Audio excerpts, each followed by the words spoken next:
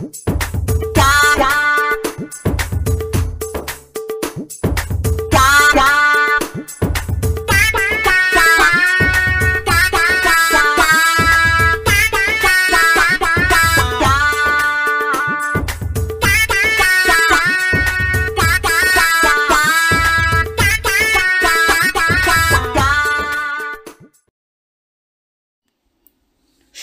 ওঝা, সুকুমার রায়। সুদন ছিল ভারী গরিব, তার এক মুঠো অন্যের সংস্থান নেই। রোজ রোজ জুয়া খেলে লোককে ঠকিয়ে যা পায় তাই দিয়ে কোনো রকমে তার চলে। যেদিন যা উপায় করে সেই দিনই তা খরচ করে ফেলে, একটি পয়সাও হাতে রাখে না। এই রকম কয়েক বছর কেটে গেল। ক্রমে সুদনের জ্বালায় গ্রামের লোক অস্থির হয়ে পড়ল। পথে তাকে দেখলেই সকলে ছুটে গিয়ে ঘরের দরজা দেয়। সে এমন পাকা খেলোয়াড় যে কেউ তার সঙ্গে বাজি রেখে খেলতে চায় না। এই চল চল চল, সুদন আসছে রে, সুদন আসছে, এক্ষুনি খেলায় জড়বে রে, খেলায় জড়বে। চল রে চল, ওর সঙ্গে কেউ খেলতে বসে না রে। এই চল চল চল চল চল চল চল, এই সুদন আসছে রে, চল রে চল। একদিন সুদন সকাল থেকে রাস্তায় ঘুরে বেড়াচ্ছে। গ্রামময় ঘুরেও কাউকে দেখতে পেল না। ঘুরে ঘুরে নিরাশ হয়ে সুদন ভাবল, শিব মন্দিরে পুরুত ঠাকুর তো মন্দিরেই থাকে, যাই তার সঙ্গেই আজ খেলব।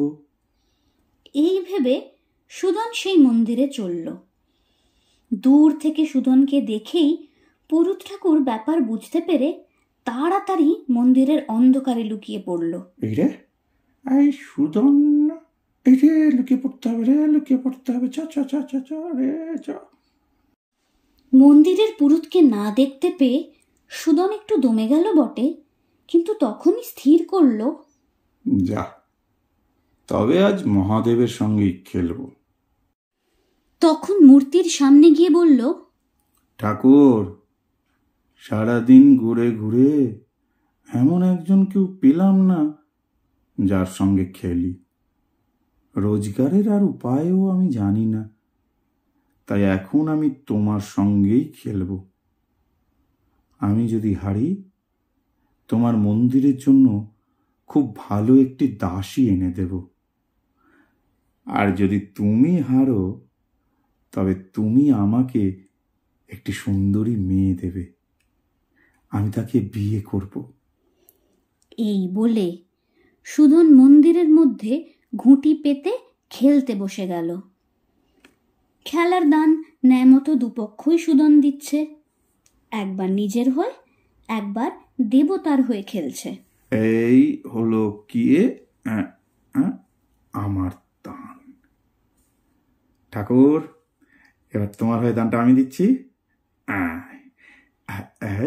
এই হলো গিয়ে তোমার দান। অনেকক্ষণ খেলার পর শেষে সুদনেরই জিত হলো। তখন সে বলল, ঠাকুর, এখন তো আমি বাজি জিতেছি, এবার পণ দাও। পাথরের মহাদেব কোনো উত্তর দিলেন না, একেবারে নির্বাক রইলেন। তা দেখে সুদনের হলো রাগ। বটে, কথার উত্তর দাও না, কথার উত্তর দাও না কেমন আমি দেখে নেব। এই বলেই সে করল কি, মহাদেবের সম্মুখে যে দেবী মূর্তি ছিল সেটি তুলে নিয়েই দে দৌড়। এটা নিয়ে আমি দৌড়ব। সুদনের স্পর্ধা দেখে মহাদেব তো একেবারে অবাক। তখনই ডেকে বললেন, আরে আরে আরে, কি করিস কি করিস? আরে শিগগিরই দেবীকে রেখে যা, কাল ভোরবেলায় যখন মন্দিরে কেউ থাকবে না তখন আসিস, তোকে পণ দেব। এ কথায় সুদন দেবীকে ঠিক জায়গা মতো রেখে চলে গেল। এখন হয়েছে কি, সেই রাতে একদল স্বর্গের অপ্সরা এলো মন্দিরে পুজো করতে। পুজোর পর সকলে স্বর্গে ফিরে যাবার অনুমতি চাইলে মহাদেব রম্ভা ছাড়া সকলকে যেতে বললেন। সকলেই চলে গেল, রইল শুধু রম্ভা। ক্রমে রাত্রি প্রভাত না হতে সুদন এসে হাজির। মহাদেব রম্ভাকে পণস্বরূপ দিয়ে তাকে বিদায় দিলেন। জয় মহাদেবের জয়। বম বম ভোলে বম তারক বম ভোলে বম বম বম ভোলে বম তারক বম তারক বম হর হর মহাদেব হর হর মহাদেব বম বম তারক বম বম বম তারক বম। সুদনের আহ্লাদ দেখে কে? অপ্সরা স্ত্রীকে নিয়ে অহংকারে বুক ফুলিয়ে সে বাড়ি ফিরে এলো। সুদনের বাড়ি ছিল একটা ভাঙা কুঁড়ে।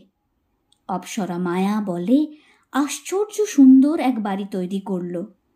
সেই বাড়িতে তারা পরম সুখে থাকতে লাগলো। গল্প শুনতে আমরা সকলেই ভালোবাসি, তাই না?